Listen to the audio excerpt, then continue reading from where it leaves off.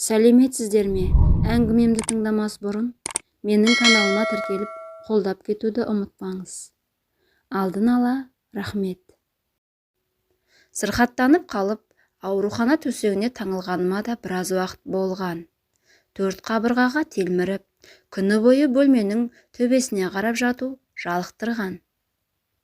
Зеріккеннен, одан қалса бір уақыт жанға батқан ауруды ұмыту үшін де қасындағылармен әңгіме дүкен құрамыз. Оң жағымда бойшаң, қара торы келген, сыры кетсе де сыны кетпеген әдеміше апай жатыр. Көп сөйлемейді. Қасындағылардың біразы сауығып, шығып кетті де екеуміз ақ қалдық. Артынан іздеп келетіндердің қарасы аз. Ауыр күрсінуі көп. Түнімен оқылеп шығады. Аурудың азабынан емес екенін түсіндім. Жанына батқан жан сырын арада бір күн өткен соң ашты. Алдын тапал бойлы бір жігіт келіп кеткен. Баласы болар деп ойладым. Ол кеткен соң теріс қарап түні бойы жылап шықты. Айтсам жеңілдеп қалармын деп бар сырын ақтарды. Әңгімесін былай бастады. Мен мектеп бітірген соң қалаға оқуыма түсіп, ақ армандарымның бәрі де қазір-ақ орындалатындай қалыпта жүрген шағым еді. Жігіт біткен соңымда. Анау-мынауды өзіме тең көрмей шалқақтап жүріп жаттым. Бойы тапал, қазанның түпкі күйесінде қара бір жігіт соңымнан қалмады. Одан зорғыларды өзіме тең көрмей жүргенде оны қайтейін. Бірақ та ол қайтпас қайсар екен, тастабандап келуін қоймады. Қасындағы қыздармен бірге мазақтап шығарып салатынбыз. Сонда да қайтпайтын. 3-ші курсқа өткен жылы Ақбоз атты ханзадамды ақыры жолықтырдым. Ұзын бойлы, жігіттің сұлтаны дерлік жігіт бір көргеннен-ақ ұнады. Өзіміздің махаббат хикаямызды айтып таусалмаспын.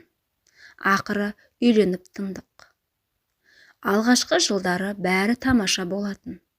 Айтқанымның бәрі заң. Бақуатты отбасының тұңғышы болған соң, ол үйдің үміттерін де көп күттірмедім. Бірінен кейін бірі 2 ұлды болдым. Алғашқы жылдары күйеуімнің қазымыр мінезін байқамаппын. Аса мән бермейтін де едім. Жасы ұлғайған сайын қазымырлығын көбейте берді. Оның үстіне жұмысынан қысқарып қалып ішуді бастады. Оның қанымды ішетін әдеті үдей берді. Ата-енемізден бөлек кеткелі де біраз уақыт өткен. Олар болғанда бұлай етпес пе еді деп те ойлап қоямын. Аузы арақтан құрғамайтын әдет тапты. Қаншама рет сүйрелеп жүріп емдеттім де, қайран болмады. Ішкен күні өзіме де, балаларыма да ұйқы бермейтін. Төпелей берген соң көршілерімді жағалайтынмын. Оларға да қарайтын бет қалмады. Бет аузым көгеріп, 2 көзім бұлаудай болып жүретін күндерім көбейді. Ақыры шыдамым таусылып, ажырасайық дедім. Ол оған көнбеді. Менен өлігіңді ғана алып кетеді дейтін. Сүйектен өтетін сөздерін айта алмаймын тіпті. Жылай-жылай күндерім өтіп жатты. Ақыры болмаған соң ажырасудың амалын таптым. Өзі сияқты бөтелкелестерімен ішіп кеткен күні бір досы келе қалды үйге. Алдына бір бөтелке қойдым. Екеуміз қақ бөліп ішіп алдық. Буын-буыным босап, еріксіз оның құшағына құладым. Күйеуімнен құтылудың басқа жолын таппадым. Дос екеумізді ұстап алған күйеуімнің халін суреттей алмаймын. Алдын ала дайындап қойған киімдерім мен құжаттарымды ала сала бұл ауылдан мәңгілікке қарамды батырдым. Анам сыйлаған алтындарым мен жинаған біраз ақшам кәдеме жарады. Алғашқы пәтер ақы мен ас суыма жетіп тұрды. Асханада ыдыс жудым, кеңселердің еденін жудым.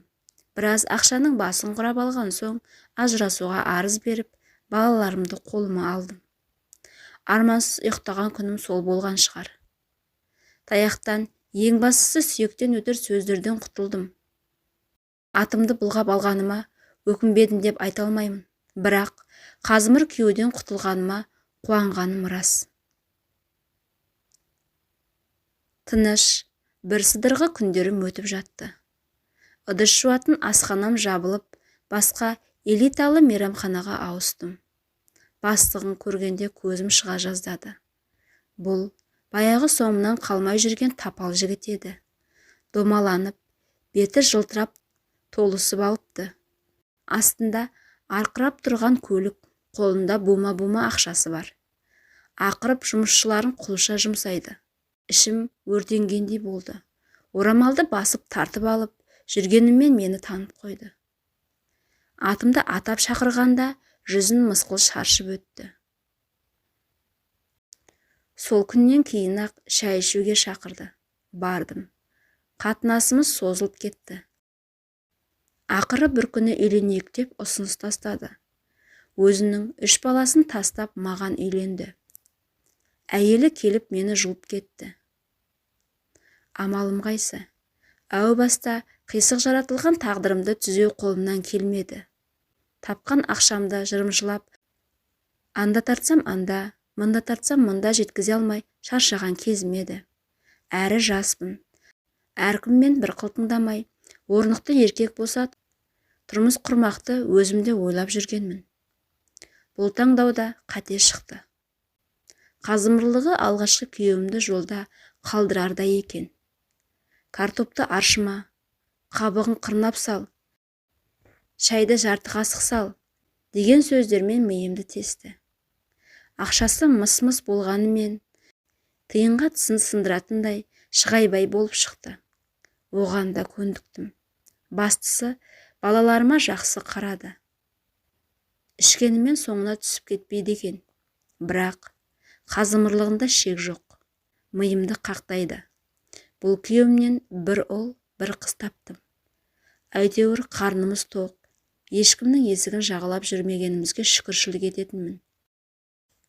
Өстіп өтіп жатқан күндердің бірінде айықпас ауруға шалдықтым. Дәрменім жоқ. Төсекке таңылдым. Күні-түні бебеулеп жатқан әйелдің қайбір қадір қасиеті қалсын.